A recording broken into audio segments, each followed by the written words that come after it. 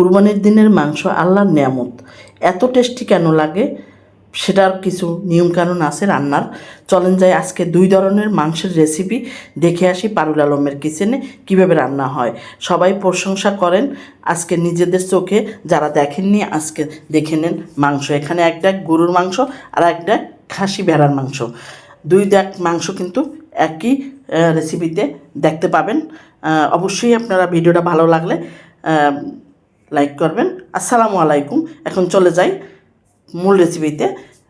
এখানে মাংস ধুয়ে নিয়ে আসলাম, বাটা মশলা সব, সেজন্যই কিন্তু বেশি মজা লাগে। যতগুলো মশলা আছে এখানে দেখেন সবগুলো কিন্তু এই মাংসের জন্যই করা হয়েছে। এই অসাধারণ মাংসগুলা কিভাবে ম্যারিনেট করবো চলেন যাই সেই রেসিপিতে। এখানে পেঁয়াজ দিয়ে তোল দিয়ে কিন্তু ব্রেস্তার মতন করে রাখছি। এখন ধোয়া মাংসগুলো কিন্তু এখানে দিয়ে দেব। এটা গরুর মাংসর ম্যারিনেট চলতেছে, অবশ্যই আপনারা একটু দেখে নেন। এই গরুর মাংসর ম্যারিনেটটা কিন্তু আমার বাবা যখন কুরবানি দিত তখনই কিন্তু সবসময় এভাবে ম্যারিনেট করতো। আমি তার মতন করিয়া সবসময় করার চেষ্টা করি। এভাবে কিন্তু মাংস মাখাই জোখাইয়া চড়াইলে কিন্তু ভালো লাগে। অবশ্যই তেল আর পেঁয়াজ বেশি করে গরম করিয়া তারপরে কিন্তু ম্যারিনেটটা করবেন, সুন্দর একটা ফ্লেভার আসবে।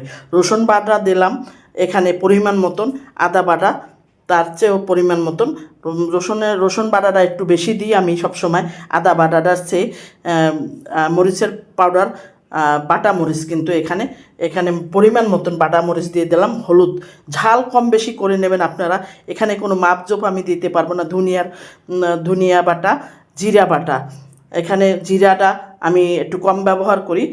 জিরা টালার পরে মানে রান্নার পরে আবার দেব, ধনিয়াটা একটু বেশি ব্যবহার করি। এখন কিন্তু কাঁচা পেঁয়াজ আর লবণ দিয়ে, আর যে এই গরম মশলাগুলো দেখতেছেন দারচিনি, এলাচ, লং, বস, গোলমরিচ, তারপরে কাবাব চিনি, তারপরে আপনার কালো এলাচ, জয়থি, জয়ফল কখন কখন ব্যবহার করব সেটা।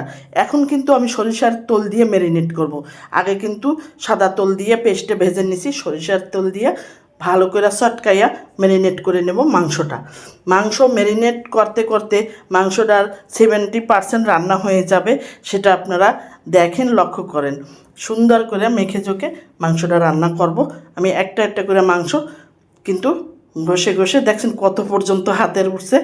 এক ডাক মাংস এখানে 10 কেজি বেশি আছে মাংসটা ম্যারিনেট করলাম। এখন হাতটা ধুয়ে হালকা একটু পানি দেব, বেশি না। মাংসের পানি দিয়েই মাংস সেদ্ধ করব, সেটা দেখতে থাকেন। বাড়তি কোনো পানি ব্যবহার করব না। দ্বিতীয় স্টেপে চলে যাই। ভেড়া খাসি যারা খান না, গ্রান আসে খাসি তেয়নে, তারা কিন্তু আজকের রেসিপিটা দেখবেন। 100% গ্যারান্টি, কখনো গন্ধ আসবে না। অনেকে খেয়ে আমার বাসায়, কিন্তু তারা যারা খায় না তারাও কিন্তু খাওয়া শিখছে। এখন পেঁয়াজ সরিষার তেল দিয়ে ভালো করিয়া গরম করিয়া ভেজে নিয়ে তারপরে কিন্তু ভেড়ার মাংস ঢেলে দিছি। খাসির মাংস একই প্রসেসে রান্না করবেন এভাবে।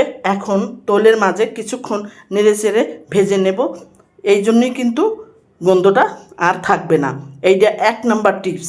আরও অনেক টিপস আছে সামনে, সেটা কিন্তু দেখতে পাবেন। এখানে রসুনের চেয়ে আমি এখানে আদাটা একটু বেশি দেব, সেটাও কিন্তু আরেকটা টিপস। খাসির মাংসে একটু আদা বেশি দিয়ে ভালো করে নেড়ে চেড়ে রান্না করতে হবে।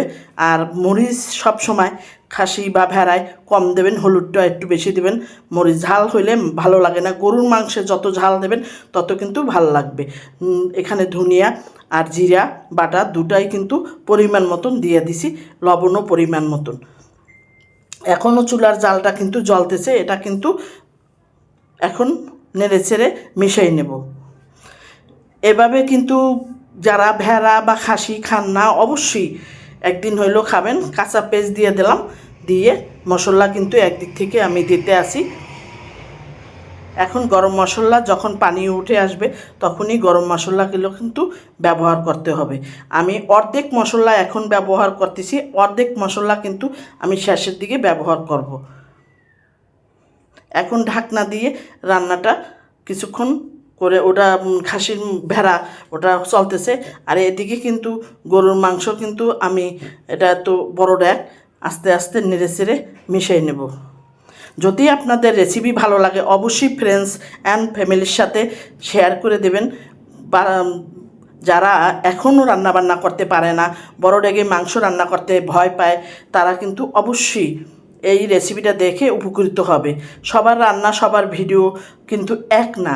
আমরা বরিশালের বাঙালি রান্না বেশি পারুল আলমের কিচেন ইউটিউব চ্যানেলে দেখতে পাবেন বাঙালি রান্না, মজাদার রান্নাগুলো। তার ভিতরে একটা গরুর মাংস, খাসির মাংস যারা খেতে পারে না তাদের জন্য স্পেশালি আমার অনেক রেসিপি কিন্তু দেওয়া আছে ইতিমধ্যে ইউটিউব চ্যানেলে।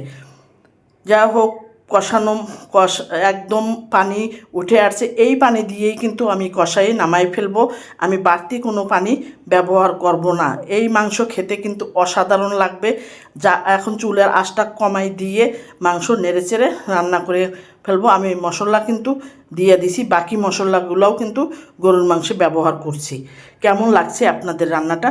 যদি কুরবানির দিনের মাংস রান্না ভালো লেগে থাকে অবশ্যই একটা লাইক করতে ভুলবেন না। চ্যানেলটা সাবস্ক্রাইব করে পাশে রাখবেন নতুন ভিডিও রেসিপি দেখার জন্য। আর এখানে ভেড়ার মাংস রান্না করছি, সেটা কিন্তু দুর্দান্ত স্বাদের ছিল। সবাই খেয়ে প্রশংসার আর শেষ নেই। অবশ্যই আপনাদের কাছেও ভালো লাগবে। আপনারা খাসির মাংস, ভেড়ার মাংস এভাবে রান্না করে খেয়ে আমাকে কমেন্টসে জানাবেন। 2 ডাক মাংস পাশাপাশি হয়ে গেল, আমার হয়ে যেতে আছে। আপনাদের যদি একটু ভালো লাগে থাকে তাহলে অবশ্যই আপনারা ছোট্ট করে একটা লাইক দেবেন। এখন রান্না প্রায় শেষের দিকে। আমি কিন্তু জয়ফল কিছুটা অংশ আমি গ্রেট করে দেব। এতক্ষণে আমি দেই নাই, যেহেতু মাংস জয়ফলে কিন্তু নরম করে। আমার মাংসগুলা ছিল একদম কচি গরু, কচি পাটা, সেই জন্য কিন্তু আমি আগে দেই নে, শুধু ফ্লেভারের জন্য শেষের দিকে দিছি। আর আপনাদের গরু যদি বয়স্ক হয় তাহলে আপনারা এই ফলটা দিলে কিন্তু তাড়াতাড়ি সেদ্ধ হয়ে যায়। এটাও একটা টিপস। অবশ্যই এই জয়ফলটা আপনারা আগে ব্যবহার করবেন, বেটে নিয়ে তারপরে মশলার সাথে ম্যারিনেট করে রেখে দেবেন, তাহলে তাড়াতাড়ি মাংসটা সেদ্ধ হয়ে যাবে। সুন্দর একটা ফ্লেভারের সাথে মাংস সেদ্ধ হয়ে যাবে। শেষ হয়ে গেল 2টা রেসিপি একই সাথে। অবশ্যই আপনাদের ভালো লাগতেছে। ভালো লাগলে পরবর্তী ভালো রেসিপির আমন্ত্রণ রইল।